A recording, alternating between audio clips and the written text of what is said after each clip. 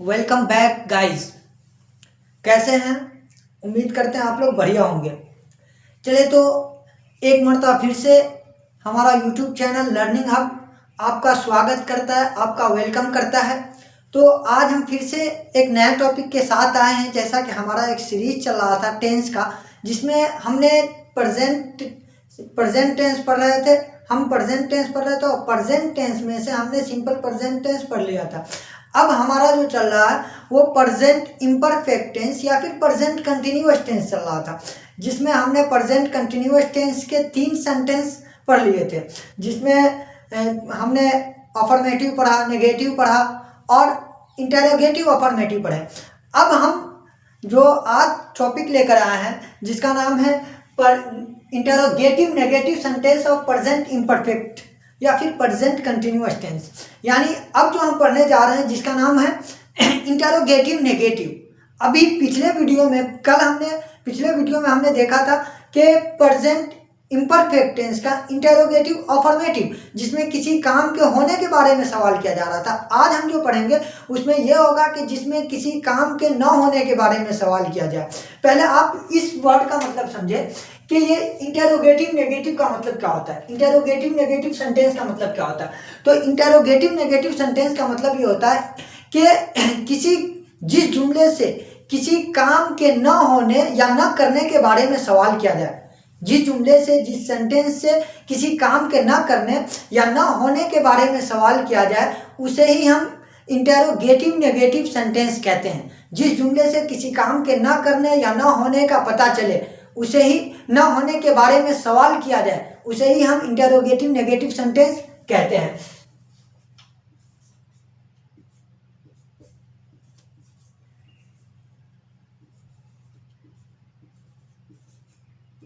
जिस वाक्य से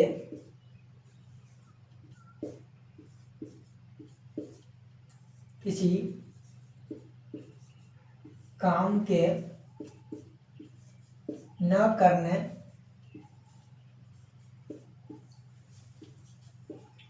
या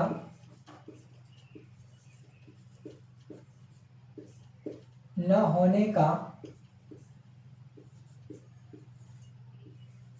प्रश्न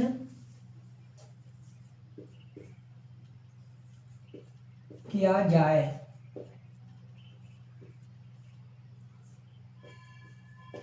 उसे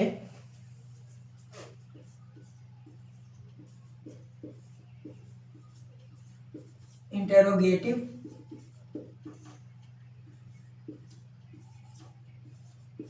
नेगेटिव सेंटेंस कहते हैं।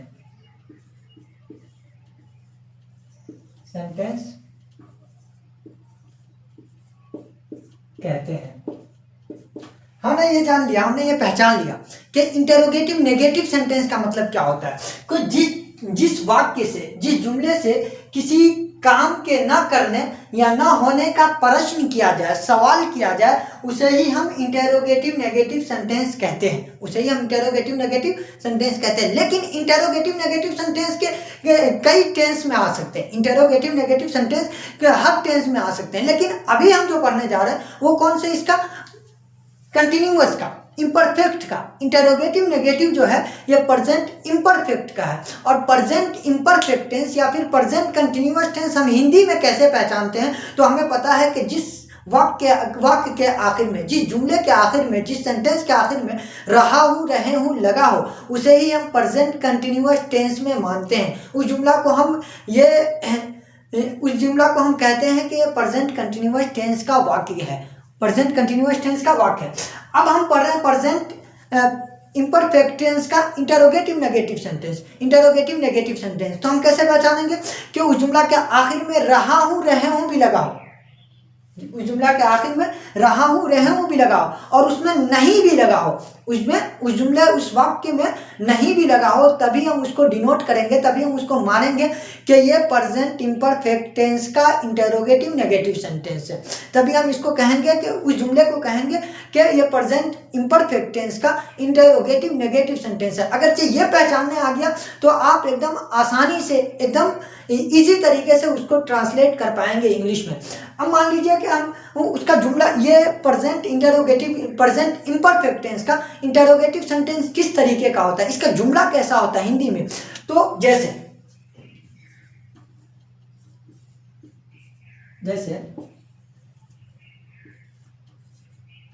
क्या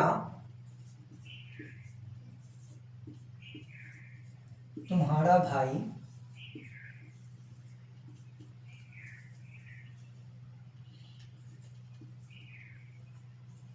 पटना जा रहा है। क्या तुम्हारा भाई, सॉरी, क्या तुम्हारा भाई पटना नहीं जा रहा है। क्या तुम्हारा भाई पटना नहीं जा रहा है। तो ये सेंटेंस जब हम देखें तो हमको देखने के बाद फौरन ये पहचान में आनी चाहिए। जैसे हमने हिंदी ये जान लिया, तो हिंदी में जान लिए कि क्या तुम्हारा भाई पटना नहीं जा रहा है। अब हम पहले पहचान चुके हैं, हम ये जान चुके हैं कि प्रेजेंट इम्परफेक्ट टेंस का इंटरोगेटिव नेगेटिव सेंटेंस हिंदी में कैसा होता है। तो हिंदी में हमने देखा कि क्या तुम्हारा भाई पटना नहीं जा रहा है। सबसे पहले हमको टेंस पहचानना होता है, वाक्य पहचानना होता है, ये जुमला पहचानना होता है कि ये कौन से टेंस का है। तो हमने रहा हूँ, रहे हूँ, दिख गया, हमको रहा है दिख गया, इसका मतलब हम सबसे पहले इसको बोलेंगे कि ये प्रेजेंट इम्परफेक्ट टेंस का है, प्रेजेंट कंटिन्यूअस टेंस का जुमला, ये हम देख लिए। अब उसके बाद जब हम ये देख लिए तो इसको अब हम सेंटेंस पहचानते हैं कि ये सेंटेंस कौन सा है, अफर्मेटिव है, नेगेटिव है, इंटरोगेटिव अफर्मेटिव है, इंटरोगेटिव नेगेटिव है, या फिर WH का है। तो जब हम देख रहे हैं तो क्या शुरू में आ रहा है, सवाल क्या जा रहा है, क्या के जरिए से क्या जा रहा है, क्या जा रहा है, सवाल क्या जा रहा है। अब सवाल करने के बाद इस बीच में इसमें नहीं के जरिए से सवाल किया जा रहा है, यानी इसमें इस जुमले से ये पता चला किसी काम के न करने या न होने के बारे में सवाल किया जा रहा है। अब ये दिख गया, हमको फौरन हमारे माइंड में ये आनी चाहिए, हमको ये समझ आनी चाहिए कि ये कौन से टेंस का जुमला है, प्रेजेंट इम्परफेक्ट टेंस का कौन सा सेंटेंस है, इंटरोगेटिव नेगेटिव है। अब जब हम हिंदी में पहचान लेंगे तो इसको इंग्लिश में बनाने का तरीका भी है। इंग्लिश में कैसे पहचानेंगे, तो इंग्लिश का रूल होता है,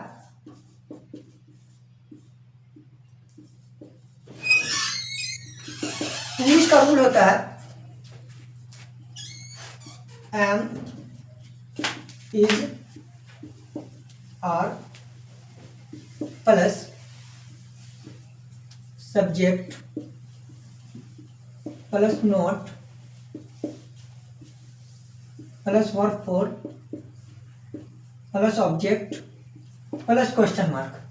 अब ये इसका रूल होता है।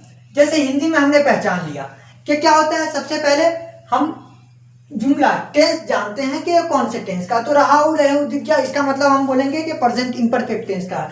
और प्रेजेंट इम्परफेक्ट टेंस में क्या के जरिए से सवाल किया जा रहा है और बीच में ये भी नहीं भी आ रहा, यानी किसी काम के न करने या न होने के बारे में सवाल किया जा रहा है। कौन से टेंस से, प्रेजेंट इम्परफेक्ट टेंस के टेंस से, कौन से, प्रेजेंट इम्परफेक्ट टेंस है।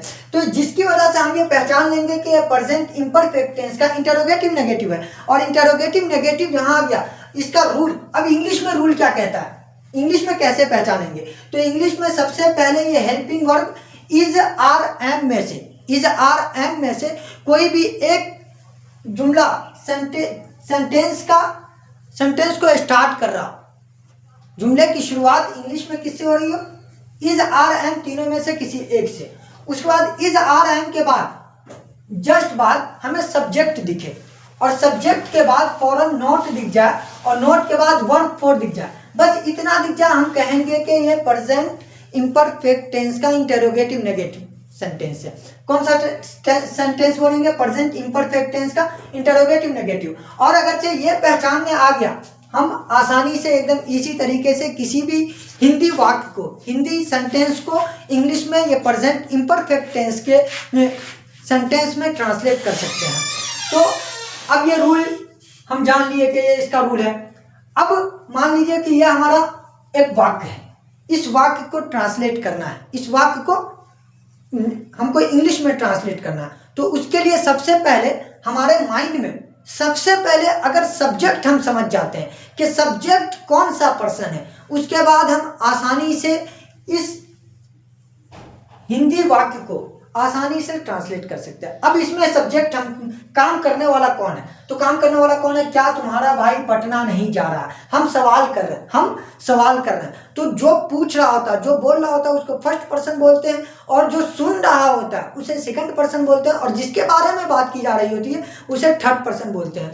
तो अब यहाँ पे किसके बारे में बात हो रही है, हम पूछ रहे हैं, आप सुन रहे हैं, आपके भाई के बारे में बात हो रही है, तो आपका भाई थर्ड पर्सन है, और थर्ड पर्सन सिंगुलर है।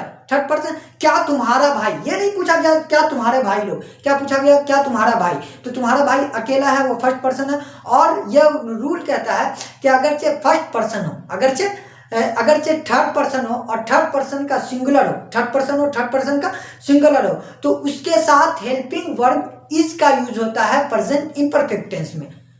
जो भी अगरचे थर्ड पर्सन का सिंगुलर हो उसके साथ हेल्पिंग वर्ब इज का यूज होता है। तो रूल क्या कहता है, सबसे पहले helping verb is, are, am, इन तीनों में से किसी एक को यूज करना है। तो आप सबसे पहले यहाँ पर इज को यूज करेंगे, किसको यूज करेंगे, इज। ये इज क्यों पहले यूज हो रहा है, अकॉर्डिंग टू सब्जेक्ट। अगरचे सब्जेक्ट थर्ड पर्सन का सिंगुलर नंबर है, अगर सब्जेक्ट थर्ड पर्सन का सिंगुलर नंबर है तो उसके साथ हम helping verb present imperfect tense में इसका यूज करते हैं।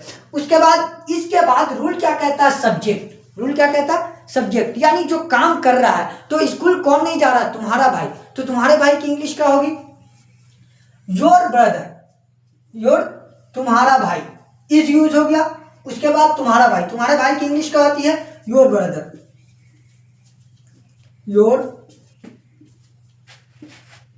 Is your brother. अब रूल के हिसाब से हमने सब्जेक्ट यूज कर दिया।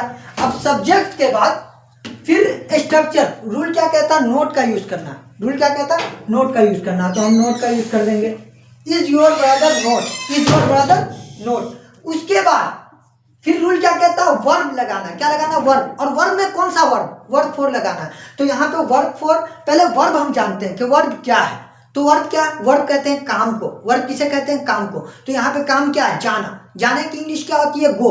वर्ब का जो बेसिक फॉर्म होता है, वर्ब का बेसिक फॉर्म जो होता है गो होता है। अब गो के बाद हमको वर्ब फोर बनाना है। वर्ब फोर बनाने के लिए क्या यूज करते हैं, अगर आप चैनल पे नए हैं तो आप पहले जाएं, और हमने ये प्रेजेंट इम्परफेक्ट टेंस का पूरे डिटेल्स में बताया है, आप पहले जाएं उन वीडियोस को देखें, उसके बाद आपको पता चल जाएगा कि वर्ब फोर कैसे बनाते हैं।